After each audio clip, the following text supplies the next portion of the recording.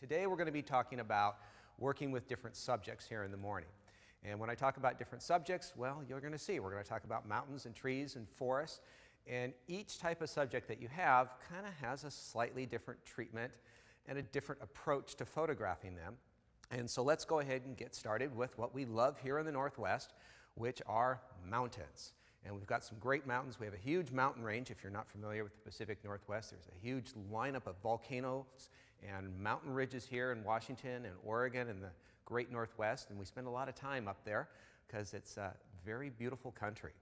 So of course the icon around the Northwest is Mount Rainier National Park. And I had 5 really good days. I decided I needed to kind of beef up some of my photographic collection, my landscape collection, and so I spent a week down at Mount Rainier National Park, and I had, in some ways it was fantastic weather. It was very sunny, which made for the mornings and evenings very nice, but the middle of the day wasn't so great for shooting, as you will see in these tips that I'm giving out. And so let's start off with some mountain tips. And the first thing that a lot of people make the mistake of is wanting to take a picture of the mountain and nothing else. They forget about adding some sort of foregrounds. And the mistake that I have made in the past, and I see a lot of other people make at Mount Rainier, is they go up to the parking lot at Paradise and they're like, wow, this is a nice picture. Wait, let's hike up the trail a little bit. And they hike up the trail a little bit. Oh wait, I think there's a better viewpoint up closer. And they just keep hiking and hiking, and about 2 hours later, well, there's a little bit of a snow cap, but you can't really see the mountain at all. And so there's a lot of different approaches, and the first thing is finding a foreground. And so in this case, this is one of those trails that leads up the mountain. And we're going to get into a little bit of a composition section towards the end of the day, but leading lines into your subject is always a good thing. And so the trail leading right up into the mountain helps out in this case. Using verticals so that we can stretch further from the top to the bottom so that we can have those elements helps out as well. Now, these mountains are often going to be best in side light. I'm going to have a lot of tips like this where it's best in the side light. And that doesn't mean that it won't be good in some other situation. It's just kind of, that's a recipe that frequently works. And a fourth thought on this is that if you are in side light, this is when a polarizer works out really well. Remember, a polarizer works best at a 90-degree angle. So if the sun's coming up over here and I'm shooting something straight ahead, that's where it's going to be a major benefit. If the sun's behind me or it's coming right at me, it doesn't have nearly as much impact. And so here's a couple of good vertical shots, Mount Rainier. They're taken in the morning. They have foreground elements. So not only do you have Mount Rainier, but you have something else to help tell the story of what's going on at Mount Rainier. This is a volcano down in Bolivia. And I remember very specifically skipping dinner so that I could go shoot because it looked like it was good conditions. And I'll actually show some more photos in this series on a slightly another section, I think, when we're talking about lighting. But here, the side lighting really helps out because you can see the light coming around the front of that mountain, and you can kind of see it causing these little shadow ripples over different hills and bumps on the mountain. And that really brings out some nice texture. Also, what helps out in this one is that the clouds behind the mountain are quite dark, and that little plume of smoke right on the top really is illuminated with that dark background. And that's another concept I'll talk about in the composition section, is having a dark background. And this is one of the challenges of nature photography, is you can't just roll up a black seamless and let it fall down and back. This is something that you really have to take advantage of and notice when you're out in the field. Here's Mount Rainier again, this time photographed from 70 miles away right here in Seattle. And this is shot in the morning again, and we have that side light. And this is where I am using a polarizer, and that's one of the reasons why the water in Lake Washington there is so incredibly saturated blue. That's not from me faking something later in Photoshop. That's the polarizer working, and that really cut through a lot of the haze. And so keep those polarizers out in the morning when you have the sun to your side. So let me give you a few more tips on the mountains. And it's kind of a weird thing with the clouds, because a lot of people think a cloudless day is the best time to go out and enjoy the day and take pictures. Well, cloudless skies are not real interesting, and so you would like some clouds in the sky, but not too many to obscure everything. And so it's this very mixed bag, not too much, not too little when it comes to the clouds. And then also, as I said, moving back further away so that you can actually see the shape of the mountain. This is Athabasca Falls up in Banff, Canada, and there's a beautiful mountain. I'm not sure of the particular name of this mountain, but I was there for one evening, and I was just hoping and hoping that the clouds would clear and break away, because this is my one shot. I had about a week long of shooting up there, and there was only one day that I was going to be in this region of the park. And I remember getting there around 4 o'clock in the afternoon, and I just waited and waited and waited for those clouds to break, and they never, ever, ever broke. But, you know, I'm still going to shoot what I can when I can, and I guess it's a reasonable shot of the waterfalls, but I would love to have had a little bit of those clouds broken up. I think the mountain would have really come out from the background much, much more easily. Was shooting down in Mount Hood in Oregon, and I took a bit of a chance. I took a very long hike right at sunset so that I could get up to see a little bit closer in the mountain, because where I was stuck in the forest, and that's often a big problem, is getting stuck in the forest and not having a place to shoot. And this was one of those things where I didn't know what I was getting into. I'd never been on this trail. I had no real scouting reports. I knew there was a trail. I knew it went up and that there would likely be some clearing because the trees stopped growing at the tree line, wherever that happens to be on the particular mountain. And this was just fantastic because the sun was going down over the Pacific, and there was these clouds over the mountain and over me, but there was this opening to the west. And I knew that's where the sun could cut in and start bouncing the light off the bottom of the clouds. And those clouds, they not only look good in the photo because they're adding another layer of texture, but they are a natural reflector bouncing light down onto the mountain. And so that's one of the reasons that we want some clouds in there, is they are perfect natural reflectors. And then having a little bit of blue sky in there, you know, really helps with those colors, because when you have those blues and those orange, those are very strong colors that work together. Nice contrast on them. Here's a good case of hiking away from Mount Rainier in order to get a better shape of the mountain. And so there's a place called Plummer Peak, and it's due south of Mount Rainier. You hike directly away when you're at Paradise. And it's kind of nice to be able to get up there because you can really see the shape of the mountain and the mountain in its entirety a little bit more.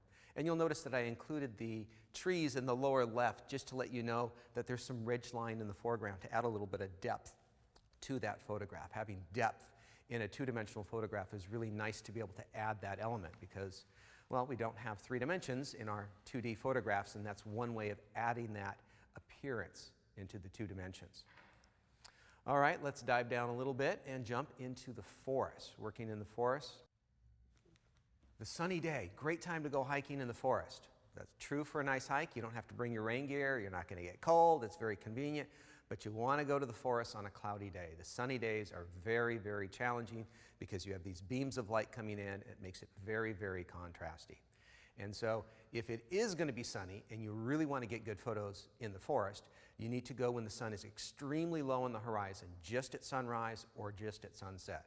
I know I was down in California at the Redwoods, and it was sunny every day I was down there. And I would get up real early, and I would be in the forest as soon as the light started coming around, and I would shoot for about an hour, hour and a half before the sun got too high in the sky and started getting directly in. And I was able to get in about 2 hours of good photography per day. And then in the middle of the day, there was nothing to do because it was just too contrasty in the forest. One of the things that I'm always looking for in the forest is an open area to kind of back up, because when you're in the forest and there's just trees all over the place, it's like you're trying to back up to make sense of it all, and it's really hard to do that. And so I'm often looking for little openings. Now the shot that I have on screen here, the trick on this shot is that I shot it on an open road. And so roads will create a natural opening so that you can shoot straight in to the forest to get this side angle. You would never be able to get this in a thick forest.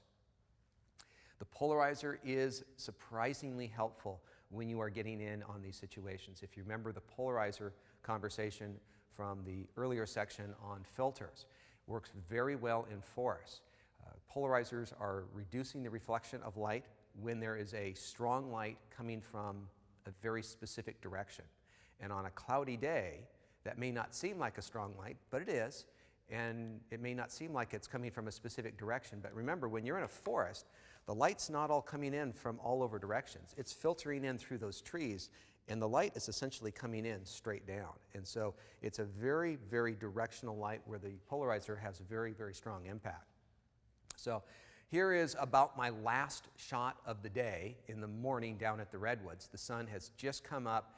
It's just starting to poke through the tops of the trees, and those highlights are just right about at the edge of going overexposed and being clipping. And so I have maybe about 5 more minutes of shooting, and then my day was over with until the sun went down and it was nice, even lighting. This is back down in Point Lobos in California. I mentioned that before. And I remember walking along, and there was about a 40-yard stretch of, I don't know, little just open grassland right in front of the forest. And by using a long telephoto lens, I was able to compress these trees, which are at various distances, into a very flat scene. And I'm going to talk a little bit more about black and white later. I do like black and white from time to time. This was a scene that had very, very little color in it. It was just brown trees and kind of nothing else. And I felt like it would turn into a better black and white. And that's one of the great things about shooting digital now. I mean, I remember back in the days of film, I would sometimes have a camera with black and white and a camera with color, and I'd have to make a decision at that time what to do. And nowadays, what I'll do is I'll just shoot color and then turn it black and white. But one of the tricks that I do is in the camera, sometimes, if I think it's a good black and white and I really want to work with it, I'll put my camera in the monochrome mode. Now, I shoot RAW, and when you put your camera in the monochrome mode, what happens is that you download your images into your computer, and it pops up black and white for a moment, and then it turns color. Because what happened is that the JPEG preview is black and white, but the actual RAW image is color. And then I take that color image and I go turn it black and white. And it may seem like kind of a useless exercise because I made it black and white, but then it turned it color, and then I got to turn it black and white again. But if it's black and white in the field, now I can look at it on the back of the camera, and I can decide, well, does this make a good black and white? And maybe I see something different in the composition that I wouldn't have noticed when it was in color. And this is one of the benefits of the EVFs on mirrorless cameras, is that you can put your camera in a black and white mode. It's really recording color, so if you want it, you can get that later. But you get to hold it up to your eye and get to see the world in black and white, which is one of the disadvantages of the SLR, is you're always kind of guessing, what's this going to look like in black and white? And so I'll mention more about that in the black and white section. This photo is kind of a standard photo without the polarizer. So let's take the polarizer and bring it across, and notice how much it reduces the reflections and how much more vibrance we get out of those ferns and that moss. One of the things that I'm looking for in the forest is a clean shot, something that doesn't have a lot of clutter and stray branches around, because I'm not one for going through and cleaning up my scene.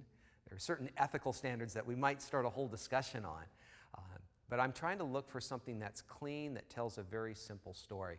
The forest can be a very, very complicated place, and I think this is a fairly clean, straightforward shot.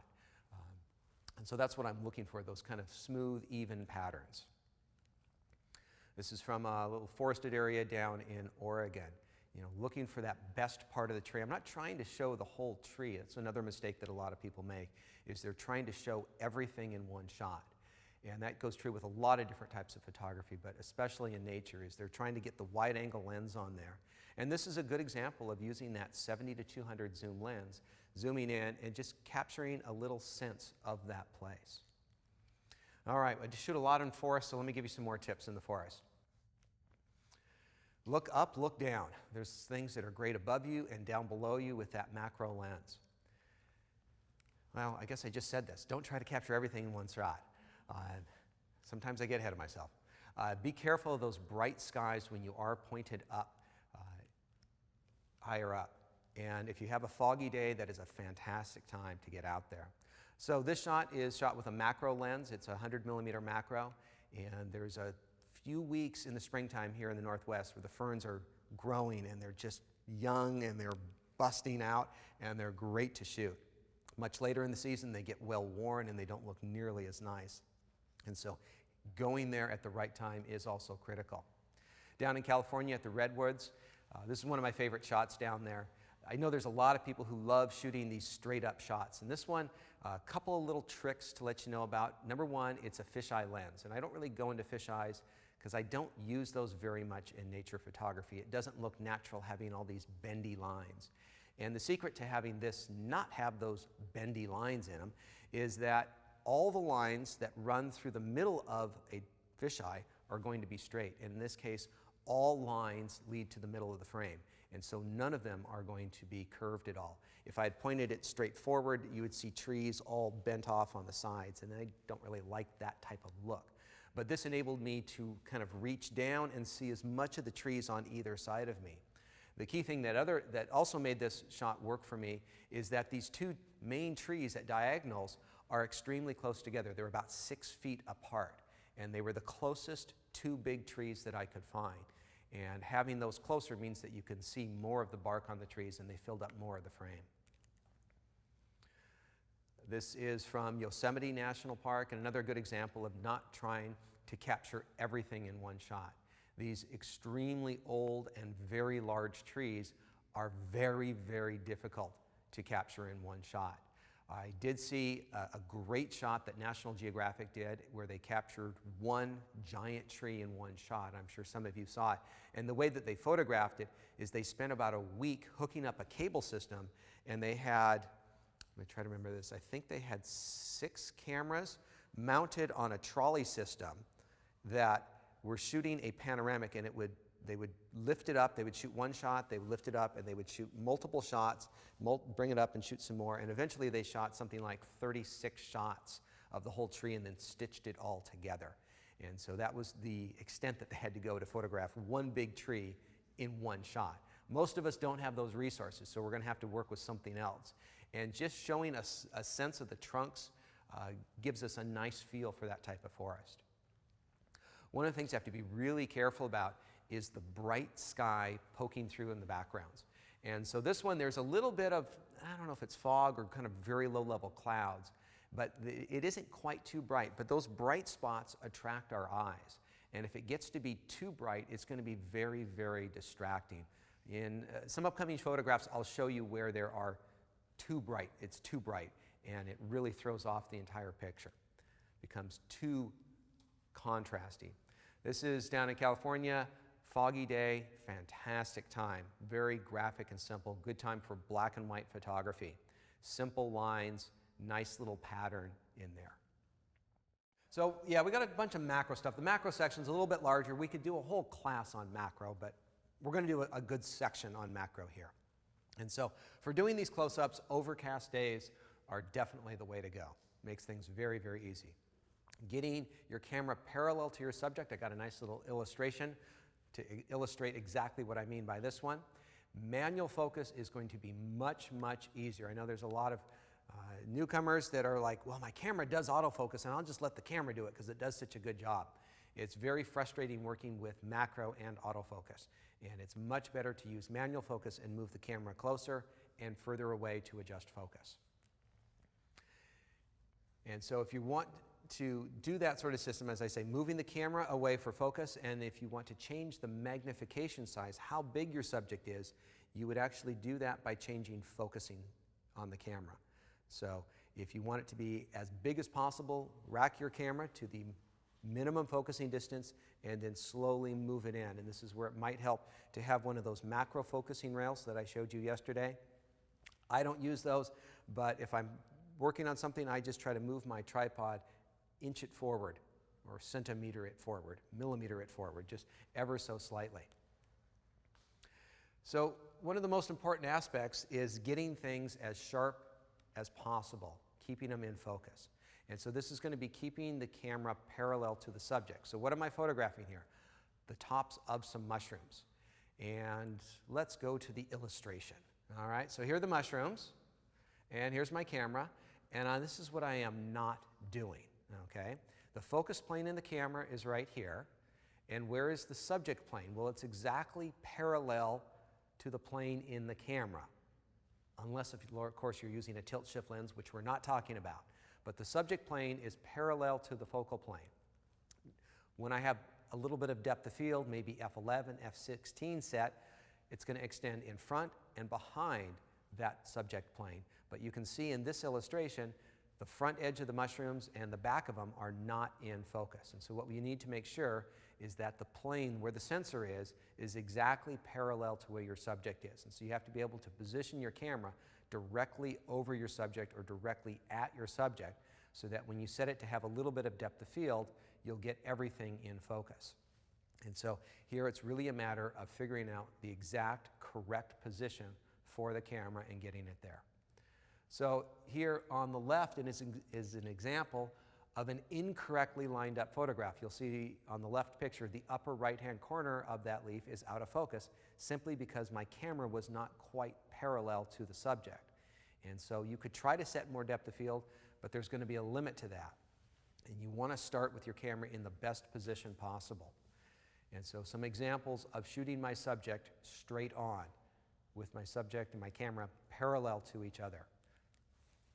Making sure my camera left and right is exactly even so the droplets on the left are as sharp as the ones on the right.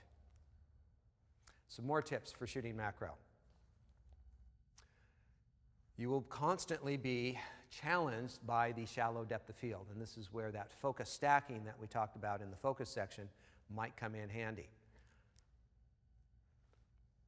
The longer lenses, if you're shooting with a 200 or 300 millimeter lens, it's going to give you a little bit more distance with your subject, which is going to allow either more light or easier to work with reflectors and or additional light. And it's also going to change the background area as far as how much of it you see. And it may simplify it, and those longer lenses will also render the background more out of focus because that's what longer lenses do.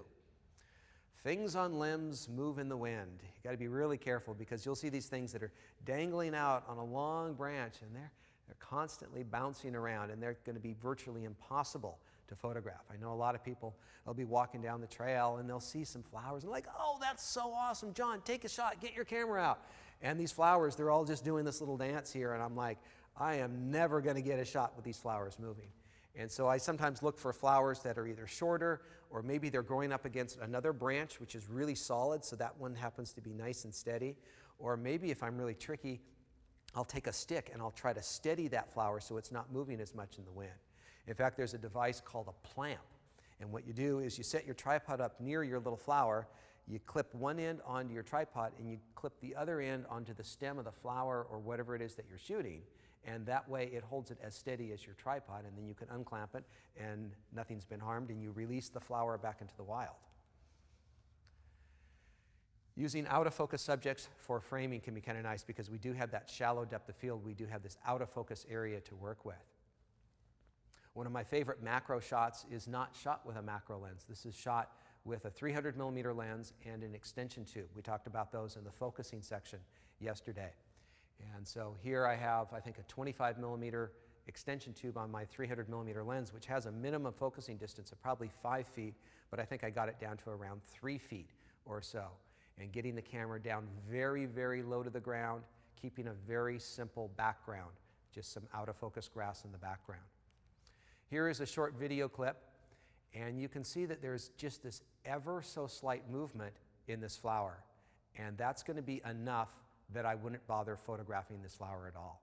Just that little bit of movement. And so you have to be very, very critical about how much movement you're getting, because a lot of times when you're shooting these macro shots, you are shooting at a modest aperture, maybe f8, 11, 16, which means your shutter speeds are often going to be down around a half second in length. And so a little bit of movement like this is no go. You're going to be out of focus. And this is why a number of my macro shots feature very stout little things. You know, they're not going to be blowing around in the wind. Okay, let's add a few humans to the photograph, all right? Adding the human element. Humans go out in nature, that's what we're doing. And so, photographing people out there. What do you want to look for? Well, kind of my idea is first get a great shot and then just have somebody stand in. And so if it's a good shot without them in the photograph, that's a good starting point. Talk about the rule of thirds. We'll be doing that more in the composition section, but most of you already know about it. Getting that person out of the middle of the frame. Keeping the area around the people very simple. You want those people to stand out and not have a cluttered background, a tree growing out of their head is the old example. And then try to find a lighting situation which really highlights the people out there. And so it was kind of funny at the Wave. I'm going to talk more about this location later on. I had this shot lined up, which I was really liking the composition, and they're walking through and they're like, "Oh, we're really sorry for getting in your shot." I go, "No, you guys look great. Come on up side by side," because they added a nice element of scale in there. So a good example of just having a nice shot and then having somebody walk in, and I'm perfectly happy having them walk through my shot. Doing some mountain climbing in Colorado, had these clouds kind of casting these shadows and sunbeams, and having the buddies that I'm hiking with right there in the sunshine. You can see that the background behind them is a very clean area. We don't have lines kind of crossing right through their heads or their bodies.